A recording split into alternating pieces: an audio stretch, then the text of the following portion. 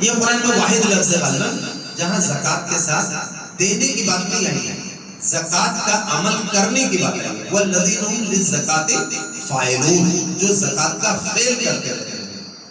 تو یہ بات سمجھ لیجیے، زکوٰۃ کا عمل کرنے کا مطلب اپنے آپ کو پاک کرتے رہتے ہیں، اپنی نگاہوں کو پاک کرنا، اپنی زبان کو پاک کرنا، اپنے ہاتھ و پاؤں کی حرکتوں کو پاک کرنا، خیالات کو پاک کرنا، یہ پورے پاک کرنا مراد ہے۔ اب ہماری جیسے بہنیں ہیں، بیٹیاں ہیں، تو اپنے خیالات کو پاک کریں، اپنی سوچ کو پاک و صاف کریں، اپنی نگاہوں کی حرکتوں کو پاک و صاف کریں، زبان کو چغلی اور غیبت اور ایک دوسرے سے کام کرنے سے پاک و صاف کریں۔ یعنی زبان اور آنکھ اور کان، ہاتھ و پاؤں کے ذریعے جو بھی غلط باتیں ہو سکتی ہیں زندگی میں، ہم سب ان غلط باتوں سے اپنے کو آپ کو پاک کریں۔ دس از یہاں اس کی میننگ یہ ہے۔ یہاں زکوٰۃ جو عام طور سے مال میں زکوٰۃ دینا ہے وہ اس کا پارٹ ہو سکتا ہے، لیکن پوری ایمان یہ ہے کہ اپنی زندگی کے ہر چیز کو پاک و صاف کریں۔ مال ہے، ہاتھ پاؤں ہے، آنکھ ہے، کان ہے، زبان ہے، ہر چیز کو اللہ کی نافرمانی سے پاک و صاف کریں، گندگی سے پاک و صاف کریں۔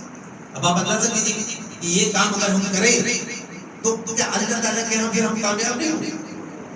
آگے جو بات کہی گئی ہے وہ بات جو یہاں پہ تفصیل کرنے ترجمان انہوں نے بار بار بات کی کہ زنا، قرآن نے کیا کہا کہ والذین هم لفروجهم حافظون، جو اپنے شرمگاہوں کی حفاظت کرتے ہیں، الا علی ازواجہم او ما ملکت ایمانہم فانہم غیر ملومین، سوائے اپنی بیویوں کے اور ملک یمین۔ ملک یمین کا مطلب وہ شرعی طور پر جن عورتوں کو اجازت دے دی گئی تھی یا دی گئی ہے جنگ وغیرہ کے حالات میں کہ ان کی خرچہ اور ان کو پناہ دینا، ان کی رکھوالی کرنا سب آپ کے ذمہ ہے۔ وہ حکومت آپ کے کسٹڈی میں دے دے گی کہ آپ ان کو سب خرچہ بھی دیجیے، ان کے ساتھ حسن سلوک کیجیے، ان کے ساتھ آپ کے وہ تعلقات بھی ہو سکتے ہیں۔ تو یہ جو قرآن نے کہا کہ جو لوگ اپنے شرمگاہوں کی حفاظت کرتے ہیں، اب اس کا کوئی سب کوئی تو ہے نہیں جنگی حالات کے والے معاملے کو، تو جو سوائے اپنی بیویوں کے اور ملک یمین کے ہم نے ابتغاء وراء ان سے اگر تعلق رکھتے ہیں تو یہ کوئی ملامت کی بات نہیں ہے، یہ کوئی نیکی کی بات نہیں ہے کہ آپ اپنی بیوی سے تعلق نہ رکھیں۔ انتہائی غلط بات ہے۔ کوئی آدمی اتنا نیک ہو جائے، اتنا دنوں کے لیے چلے میں نکل جائے کہ اس کی بیوی اس کا انتظار کرتی رہے، اللہ کا پکڑا جائے گا۔ سمجھ لیجیے، اللہ کے نبی صلی اللہ علیہ وسلم نے آپ کو دیکھیں کہ حضور سے پوچھا لوگوں نے، اس وقت آپ کی ایک بیوی نہیں، وہ آپ کے اس کی توضیح کی کہ زیادہ سے زیادہ آدمی کو اپنے بیوی کو 6 مہینے سے زیادہ نہیں چھوڑنا۔ یہ کیا ابھی کیا ہو رہا ہے؟ تو خرابیاں جو پیدا ہو رہی ہیں وہ ایسا نہیں آپ نہیں جانتے، سب جانتے ہیں کیا کیا خرابیاں پیدا ہو رہی ہیں۔ سب سے زیادہ ہمارے یو پی میں جہاں کے لوگ باہر رہتے ہیں وہ اعظم گڑھ میں ایسی ایسی خرابیاں سننے میں آئی، لوگوں مطلب لوگ ہوش اڑ گئے، لوگوں اپنے اندر جو خرابیاں ہوئی ہوئی غیروں کو بھی موقع ملا ہوا۔ تو میں یہاں کہنا چاہتا ہوں کہ اللہ تعالیٰ نے فرمایا کہ جو اپنی شرمگاہوں کی حفاظت کرتے ہیں، اپنی بیویوں کے ساتھ مطمئن رہتے ہیں، اور فمن ابتغى وراء ذلك فاولئک هم العادون، جو اس جائز طریقے کے علاوہ کسی اور طریقے سے اپنے آپ کو مزے لینا چاہتے ہیں، فاولئک هم العادون، یہی لوگ ہیں سرکش لوگ، جو حد سے گزرے ہوئے لوگ۔ ہم جس پیغمبر کی امت ہیں، آپ مطلب میں یہ بات کہتا ہوں کہ ہمیں کبھی کبھی ایسے پروگرام کرنے چاہیے 2-3 دن لگاتار کرنا چاہیے جس میں صرف اللہ کے نبی کی سیرت ہے۔ اللہ کے نبی صلی اللہ علیہ وسلم کے خلاف ابو سفیان جب ایمان نہیں لائے تھے تو ایک بادشاہ سے مدد لینے گئے، وہاں جب گئے تو اس نے کچھ سوالات کیے ان سے، تو پوچھا کہ وہ جو نبی جن کے بارے میں تم ان کے خلاف ہماری مدد لینے آئے ہو تو کیا بات کہتے ہیں؟ انہوں نے کہا وہ کہتے ہیں ایک اللہ کی عبادت کرو۔ وہ بادشاہ عیسائی تھا تو اس کو وہ رلانے کے لیے کہا، وہ کہتے ہیں عیسیٰ بھی کسی نفع نقصان کے مالک نہیں ہے۔ تو بادشاہ بہت سمجھدار تھا، اور کیا وہ بات اگر کہہ رہے ہیں تو بالکل صحیح بات کہہ رہے ہیں، نبیوں کا پیغام تو یہی ہوتا ہے۔ پھر اسے پوچھا کہ ان کے اوپر ایمان کون لوگ لائے گئے، تو کہا زیادہ تر تو کمزور اور غلام ایسے کمزور دبے کچلے لوگ ایمان لائے، کچھ ہمارے بڑے لوگ بھی ایمان لائے۔ تو کہا کہا کہ میں دیکھو میں جہاں تک سمجھ پایا ہوں جہاں تک علم ہے کہ نبیوں کی ایک پہچان یہ ہے کہ ان پر دبے کچلے لوگ ہی پہلے ایمان لائے، تمام نبیوں کی پہچان۔ ان سے ایک سوال کیا، کہا کہ کیا کبھی جھوٹ بولتے ہیں؟ ان کا بادشاہ آپ کیسی باتیں کرتے ہیں؟ ہم نے ان کو ثابت کا لقب دے رکھا ہے، وہ ہمارے سچوں کے سچے ہیں۔ کہا کہ کبھی کسی کی بےایمانی کی ہے؟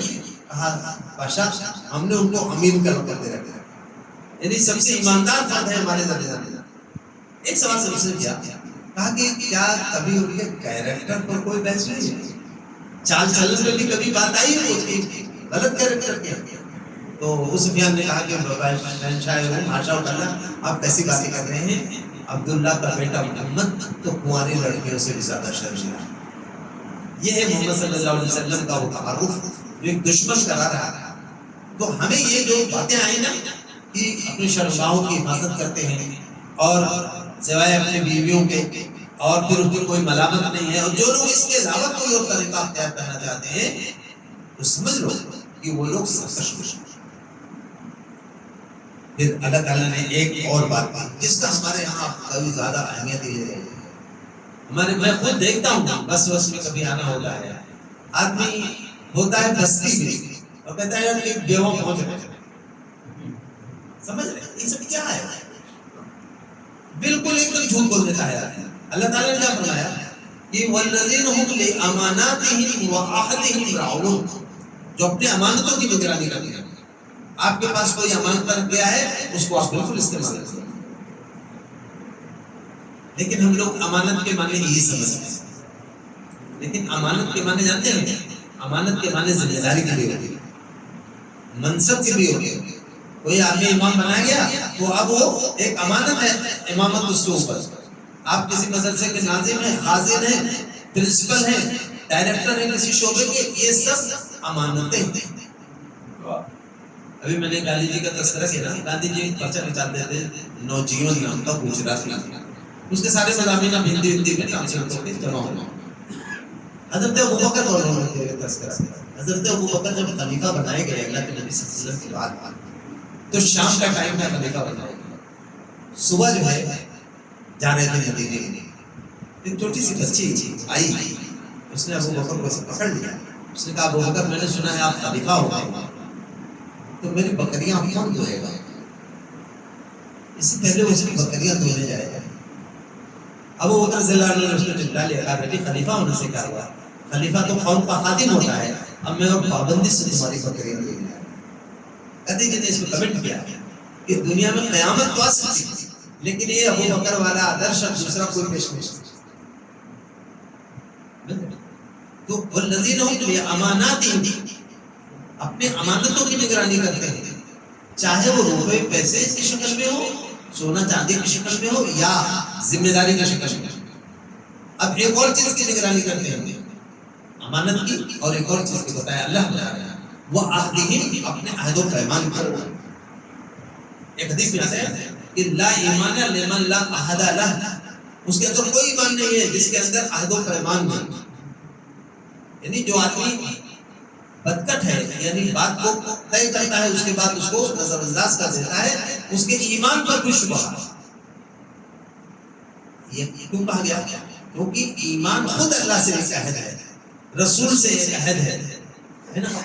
اگر کسی بھی آدمی کے اندر عہد و پیمان نہیں ہے، معاشرے میں اس کا کوئی مقام رہ جائے گا، کہ اس کی بات کی کوئی ویلیو ہی نہیں، اس کو کوئی بھروسہ ہی نہیں ہے، کیا کہہ دیں۔ اللہ تعالیٰ نے فرمایا کہ وہ لوگ اللہ کے یہاں کامیاب ہونے والے جو لوگ ہیں، ان کی ایک پہچان یہ ہوتی ہے کہ وہ اپنے جو ہے امانت کی نگرانی رکھتے ہیں، اور دوسرے اپنی عہد و پیمان کی نگرانی۔ نبی پاک صلی اللہ علیہ وسلم کو واقعہ سنا ہوگا آپ نے، اس وقت جب آپ مکے میں رہتے تھے، کسی آدمی نے آپ سے کوئی بات کی اور کہا کہ آپ ٹھہریے میں آتا ہوں، وہ چلا گیا، بس بھول گیا۔ اب اس دن اس کو یاد نہیں آیا، آپ وہیں رہے، اگلے دن بھی اس کو یاد نہیں آیا، آپ کو ضرورت ہوتی استنجا ہو جانے کی، کھانا کھانے کی، تو کسی کو آپ بتا کے جاتے تھے کہ یہاں اگر وہ آدمی آئے تو بتاؤ میں آ رہا ہوں۔ دوسرے دن بھی نہیں آیا ہو، تیسرے دن آیا، ادھر سے گزرا تو دیکھا آپ وہاں کھڑے ہیں، تو اس نے پوچھا آپ یہاں کیوں کھڑے ہیں؟ آپ اللہ کے بندے پرسوں کہہ کے گئے تھے کہ آپ یہاں رہیے، میں آ رہا ہوں، تو میں تب سے ہی کھڑا ہوں۔ اماناتهم وعهدهم راعون، اپنے عہد و پیمان کی نگرانی رکھیں. اور میں آپ کو بتا دوں کہ مسلمانوں نے اپنی تاریخ میں عہد و پیمان کی نگرانی کے بڑی قیمتیں چکائی ہیں، لیکن نقصان اٹھا لیا، لیکن عہد و پیمان سے نہیں ملے. بھلے نقصان ہوا. اب میں آپ کو واقعہ سنا دوں کہ حضرت عمر رضی اللہ عنہ کے زمانے میں رومی وغیرہ سے بہت جنگیں چلتی تھی. اس میں ایک سردار تھا ان کا باجان. وہ بار بار جو ہے فوج اکٹھا کرتا اور بغاوت کر دیتا. پکڑ جاتا، جب پکڑ جاتا ہے کہ قتل ہو جائے گا تو معافی مانگ لے. کہتا کہ میں وعدہ کرتا ہوں اور کبھی نہیں کروں گا. خلیفہ چھوڑ دیتے اس کو. کئی بار ہو چکا تھا. بس ایک بار اسے تنگ آتا حضرت عمر نے اس کو پکڑوا لیا اور کہا کہ اس کو ختم کر. آپ دیکھیے کہ یہ کیا، میں آپ سے پوچھنا چاہتا ہوں کبھی کبھی کہ کیا مسلمانوں کے علاوہ کوئی کر سکتا ہے کیا؟ حضرت عمر نے کہا اس کو ختم کر دو. تو اس نے کہا ٹھیک ہے آپ مجھے قتل کر دیجیے، میں آپ کا اتنا گنہگار ہوں کہ بار بار میں نے بغاوت کی ہے اور میں نے خلاف ورزی کی ہے، آپ مجھے قتل کر سکتے ہیں لیکن مجھے پانی پینے کو دیا گیا، کہیں پیالے میں دیا گیا پانی. تو اس نے چالاکی کی، اس نے کہا کہ آپ مسلمانوں کے خلیفہ ہیں، آپ وعدہ کیجیے یہ برتن میں جو پانی ہے جب تک میں نہ پی لوں تب تک آپ مجھے قتل کریں. تو حضرت عمر نے کہا ٹھیک ہے کہ پانی جو تمہارے آپ نے نہیں پی لو گے تو تمہیں قتل نہیں کیا جائے گا. بس اس نے پانی ایسے پھینک دیا، کہا وہاں مجھے قتل کریں کیونکہ جو پانی پینے کا میں نے آپ سے عہد لیا ہے وہ میں پانی پیوں گی. مسلمانوں کا حکم دیجیے اس کو گھوٹی کر. لیکن حضرت عمر نے کہا نہیں، وہ پانی ہمیں نہیں پی سکتا ہے اور ہم نے وہ پانی پینے کے لیے اسے عہد پیمان کر دیا، چھوڑ دو.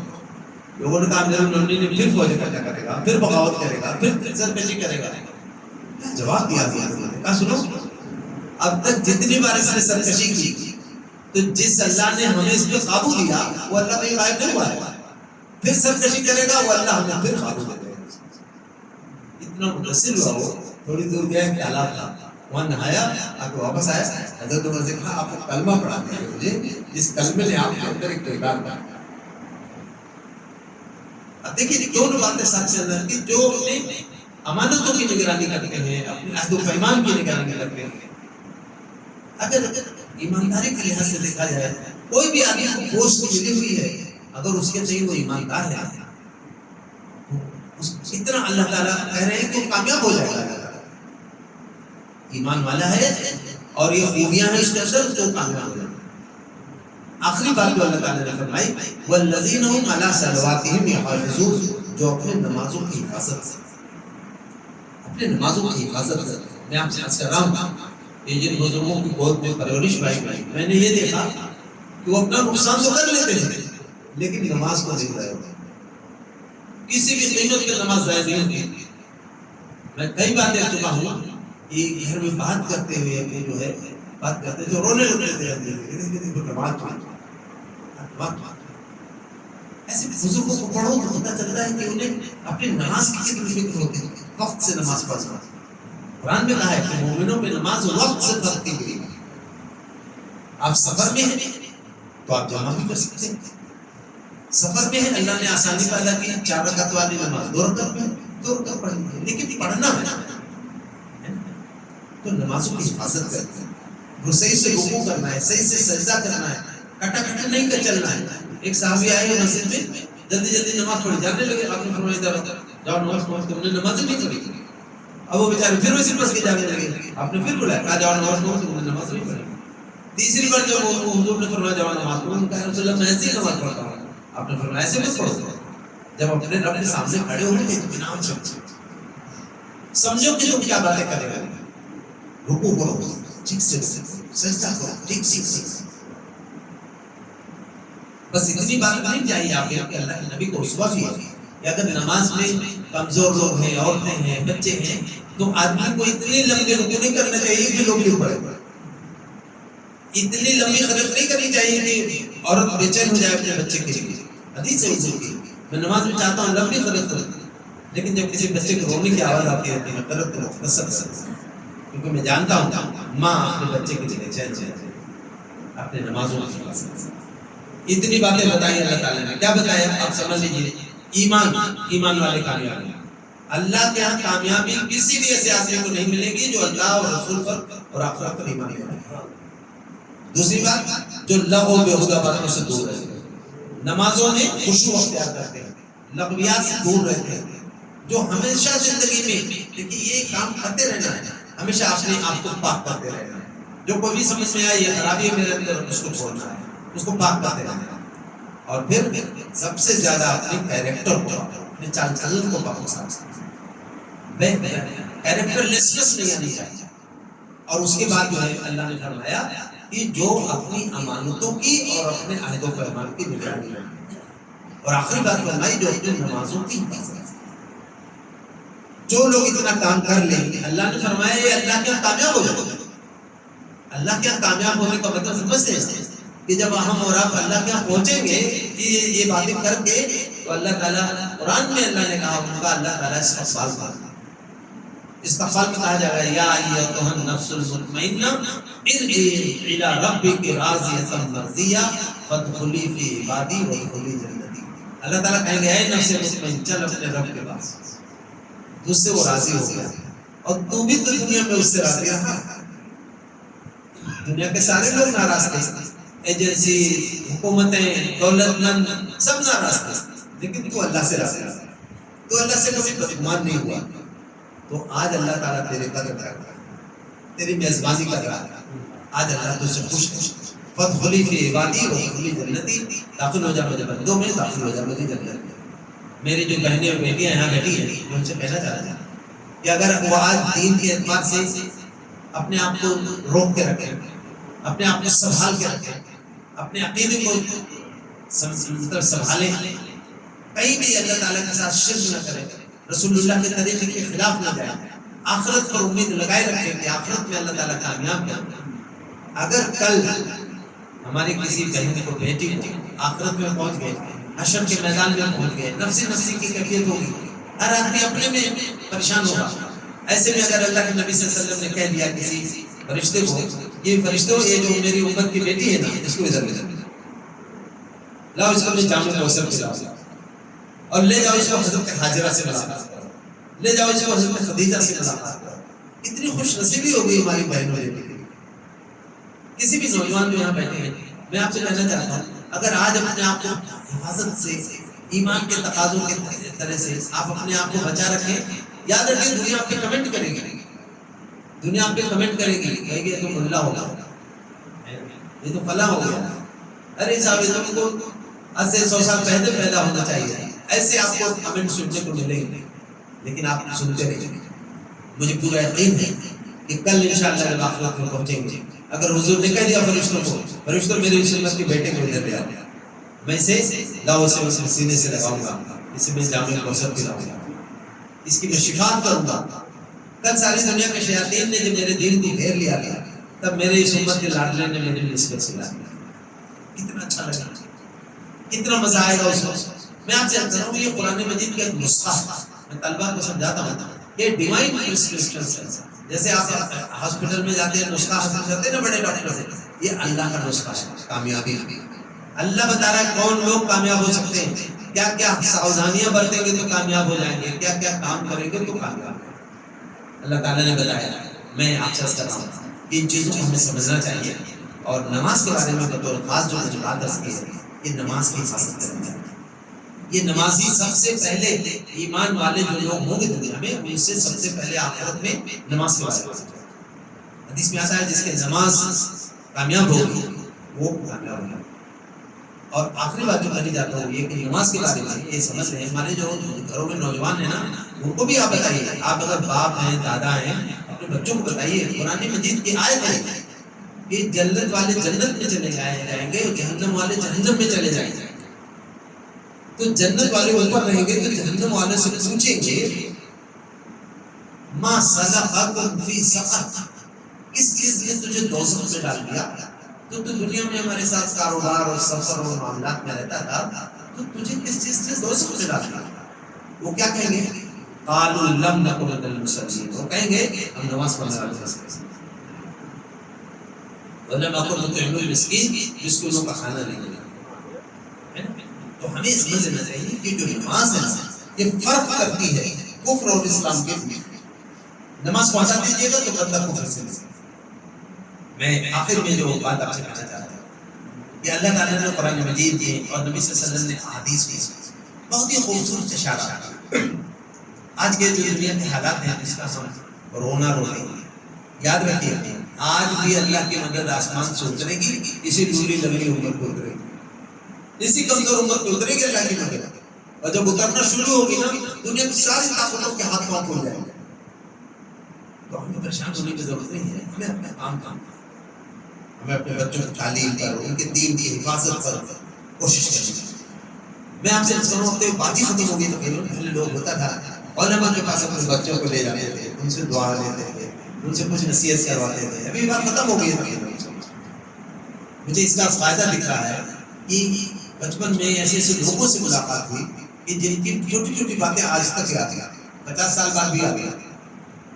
تو ہمیں اپنے بچوں کے بارے میں فکر کرنا ہوگا، اور یاد رکھیے اگر اللہ تعالیٰ نے ہمارے اوپر رحم فرما دیا، ہم ایمان کے ساتھ گئے دنیا سے، تو قرآن حدیث میں آتا ہے کہ جب لوگ جنت میں چلے جائیں گے اور جنت میں اپنے اپنے محلوں میں رہیں گے سب لوگ مرد عورتیں، تو اللہ تعالیٰ کی طرف سے ایک آواز آئی، اللہ تعالیٰ کہیں گے میرے بندو آج میں تمہیں ایک ایسی چیز دینے والا ہوں جو آج سے پہلے میں نے کسی کو نہیں دی۔ تو آج جنت ہمارے حیرت میں پڑ جائیں گے کہ اللہ تعالیٰ آپ ہمیں کیا دینے والے ہیں، آپ نے ہمارے گناہوں کے دفتر دھل دیے، ہمیں مغفرت فرما دی، اور ہمیں ایسی ایسی جنتیں دے رکھی ہیں آپ نے کس کے اور چھوڑ کا ہمیں پتہ ہی نہیں، تو اب کیا دینے والے ہیں؟ تو بادشاہ جی نے حدیث لکھتے ہیں کہ شاید جنت میں پہلا موقع ہوگا اور آخری اہل جنت ہمارے خوشی کو رو کریں گے۔ اللہ تعالیٰ فرمائیں گے اے میرے بندو، میرے عزت و جلال کے قسم سے، میرے بزرگ کی قسم سے، میرے رحمت کے قسم سے، میں آج کے بعد تم سے کبھی ناراض نہیں ہوں۔ یہ کتنی بڑی نعمت ہے۔ تو ہمیں اس طرح جانا ہے، نہ بہت جذبات میں رہنا ہے، بہت ہی ہوش مندی کے ساتھ رہیے، ہوش و ہوش کے ساتھ رہیے، اس امت میں آپس میں جوڑ پیدا کرنے کی کوشش کیجیے، ایسے مشترک کام ڈھونڈنے چاہیے جس سے امت آپس میں جڑی رہے۔ اور دوسری بات یہ ہے کہ ہمیں بنیادی بات جو مجھے جو اس چیز کا سب سے بڑا خطرہ لگ رہا ہے کہ ہماری جو نئی نسلیں ہیں، ہمارے جو بچے ہیں، بچیاں ہیں، ہمیں ان کے ایمان پر آنے والے دنوں میں مجھے ایسا لگتا ہے کہ دجالی فتنوں کا دور شروع ہو چکا ہے، دجالی فتنے شروع ہو چکے ہیں۔ ہو سکتا ہے 10-20 سال 50 سال میں دجال آئے یا اور 70-80 سال لگ جائے، لیکن بہرحال وہ دور بہت قریب لگ رہا ہے۔ تو سب سے بڑا امتحان دجالی فتنوں میں ایمان کا ہوگا، اور صحیح حدیث سے معلوم ہوتا ہے کہ سب سے زیادہ دجال کے فتنوں کا شکار وہ عورتیں ہوتے ہیں۔ میں تھوڑا سا اشارہ کر دوں شاید آپ بات سمجھ جائیں۔ حدیث میں آتا ہے کہ جو دجال ہے تو جنات جو ہوں گے، کافر جنات، ان سب لوگوں کو دجال کے ہاتھ میں دے دیں گے، دجال میں سب کو استعمال کرے گا۔ اب وہ کیا کرے گا کہ جیسے وہ خدائی کا دعویٰ کرے گا کہ میں خدا ہوں، تو آدمی منع کر دے گا۔ حدیث میں آتا ہے ایک آدمی سے کہے گا کہ میں خدا مانوں، مجھے کہے گا بالکل نہیں مانوں گا، خدا کیسے ہو سکتا ہے؟ وہ کہے گا کہ اگر میں تمہارے باپ کو زندہ کر دوں تو تم مجھے خدا مان لو، تو کہے گا کہ آدمی زندہ کرو۔ تو وہ کیا کرے گا، وہ جو جنات اس کے قبضے میں ہوں گے ان میں سے کسی کو کہے گا کہ تم اس کے باپ کی شکل میں آ جاؤ، وہ اس کے باپ کی شکل میں آ جائے۔ اب جو کمزور والا ایمان والا رہے گا وہ کہے گا ہاں میرے ابو، اور وہ جنات جو اس کے باپ کی شکل میں آئے گا وہ کہے گا ہاں بیٹا یہ دیکھو یہ خدا ہے ایمان۔ تو جو کمزور ایمان والا رہے گا کتنا مشکل ہے ایمان پہ ٹکنا اس کو، اس لیے حدیث میں آتا ہے سب سے زیادہ اس کے شکار ہوتے ہوں گے۔ یہاں میں آپ سے بولوں کہ جو ایمان والا رہے گا وہ کہے گا اب تو مجھے اور یقین ہو گیا کہ تو دجال ہے۔ ایک آدمی کو وہ کرے گا کہ اس کو چیر دے گا، پھر اس کو زندہ کر دے گا، پھر بتائے گا کہ یہ میں خدا ہوں، لیکن وہ جب دوبارہ زندہ ہوا تب بھی کہے گا تم دجال ہے، مجھے یقین نہیں، ہمارے نبی نے بھی خبر۔ پھر وہ دوسرے کسی آدمی کو قتل نہیں کر پائے گا، اسی ایک آدمی کو قتل کرے گا۔ یہ اتنا بڑا فتنہ ہوگا۔ حدیث میں آتا ہے کہ جتنے بھی نبی آئے ہیں قیامت سے، مطلب شروع سے قیامت تک، اللہ کے نبی صلی اللہ علیہ وسلم کی آخری امت، جتنے بھی نبی صلی اللہ علیہ وسلم تک آئے سارے لوگوں نے اپنے قوموں کو دجال کے فتنے سے ڈرایا کہ دجال کے فتنے سے پناہ مانگا۔ اللہ معوذ بک من فتنۃ المسیح الدجال، اے اللہ دجال کے فتنوں سے ہماری حفاظت کر، کیونکہ وہ ایسا دور ہوگا یہ آدمی ایک دم اس کے حواس کام نہیں کرے گا۔ حدیث میں آتا ہے آدمی صبح میں مسلمان رہے گا، شام ہوتے ہوتے دنیا کے حالات ایسے ہو جائیں گے کہ کافر ہو جائے گا، رات میں سوئے گا تو مسلمان سوئے گا، صبح ہوتے ہوتے حالات بدل جائیں گے، کافر ہو جائے گا۔ تو اتنے سخت حالات آ سکتے ہیں، اس میں ہمیں بہت ہی جذباتی ہونے کی ضرورت نہیں ہے، بہت ہی زیادہ سنجیدگی متانت کے ساتھ غور و فکر کر کے گھروں میں بیٹھ کے طے کرنے کی چیز ہے کہ بھائی دیکھو کسی کسی محنت پر ایمان نہیں چھوڑنا، کھانے کو ملے تو ٹھیک، نہیں ملے تو ٹھیک، ناشتہ کر کے پورا دن گزر جائے تو ٹھیک۔ یا فلسطین کے لوگ کا بھی تذکرہ کیا بچے نے، یا فلسطین کے لوگ نہیں تھا، کتنی مصیبتیں سہ رہے ہیں، لیکن وہ قائم ہے۔ اللہ کے نبی کی حدیث ہے، یہ حدود سے کسی صحابی نے کہا کہ رسول اللہ جہاد کب تک چلے گا؟ کہا کہ ہمیشہ چلتا رہے گا۔ تو کہا کہاں چلے گا؟ کہا فلسطین اور اس کے اطراف۔ میں آپ سے کہنا چاہتا ہوں کہ ہمیں اپنے لیے بھی دعا کرنی ہے، فلسطین کے لیے بھی دعا کرنی ہے، اور خاص کر کے امت مسلمان کی جو نئی نسل اس ملک میں رہتی ہے اس کی ایمان کے لیے۔ میں آپ سے طرف کرائے بھی نہیں ہوں تو آپ کہیں کہ اے اللہ ہمارے ایمان کو پروردگار ہمارے اخلاق اور ہماری تہذیب اور ہماری امت کی شناخت کی حفاظت کرنا، ہم ایمان کے ساتھ دنیا میں رہ جاتے ہیں۔ اگر ایمان کو خطرہ ہو جائے تو اللہ ہم دنیا سے ایسی زندگی جو ایمان کے بغیر گزاری جائے گی کتنی مصیبت ہوگی۔ تو ہمیں ان چیزوں کی طرف توجہ کی ضرورت ہے۔ میں نے جیسے اشارہ کیا بہت سارے لوگوں نے ہم لوگوں پہ کام کیا، تو آج ہم بیٹھے ہوئے ہیں، ہمیں اس طرح کام کرنا ہے، آنے والی نسلوں کی حفاظت کرنی ہے۔ ہم کوشش کریں گے تو اللہ تعالیٰ راستہ سے، میں اللہ تعالیٰ سے دعا کرتا ہوں کہ اللہ تعالیٰ مجھ کو بھی توفیق عطا فرمائے، آپ کو بھی توفیق عطا فرمائے۔ میں نے اشارہ بھی کیا ہے کہ کوشش کریں گاؤں میں کہ ہر گاؤں میں یا 2-3 قریب کے گاؤں میں سال میں ایک ایسا پروگرام کریں، 2-3 دن لگاتار چلائی ہوئی، اور وہ صرف اللہ کے نبی صلی اللہ علیہ وسلم کے بارے میں، حضور کب پیدا ہوئے، کن حالات میں پیدا ہوئے، بچپن کیسا گزرا، لڑکپن کیسا رہا، جوانی کیسے رہی، شادی کیسے ہوئی، تجارت کیسے ہوئی، نبی کیسے بنائے گئے، دعوت کا کام کیسے کیا، ہجرت کیسے کی، مدینے کیسے پہنچے، یہ سب باتیں معلوم ہونی چاہیے۔ اس سے بہت طاقت ہوتی ہے، اور اس سے جب نبی صلی اللہ علیہ وسلم کی محبت دل میں پیدا ہو جاتی ہے نا، تو پھر آدمی بہت قربانی بھی دیتا ہے۔ تو اللہ تعالیٰ میری بھی حفاظت فرمائے، آپ کی بھی حفاظت فرمائے۔ اللہ تعالیٰ ہم لوگوں کو دین کی سمجھ بھی دے اور دین کی عمل کرنے اور دین کو دنیا میں دعوت دینے، دین کو غالب کرنے کے لیے اللہ تعالیٰ ہمیں جذبہ سے عطا فرمائے۔ ربنا آتنا فی الدنیا حسنۃ وفی الآخرۃ حسنۃ وقنا عذاب النار۔ ربنا لا تزغ قلوبنا بعد إذ هديتنا وهب لنا من لدنك رحمة إنك أنت الوهاب۔ ربنا اغفر لي ولوالدي وللمؤمنين يوم يقوم الحساب۔ ربنا هب لنا من أزواجنا وذرياتنا قرة أعين واجعلنا للمتقين إماما۔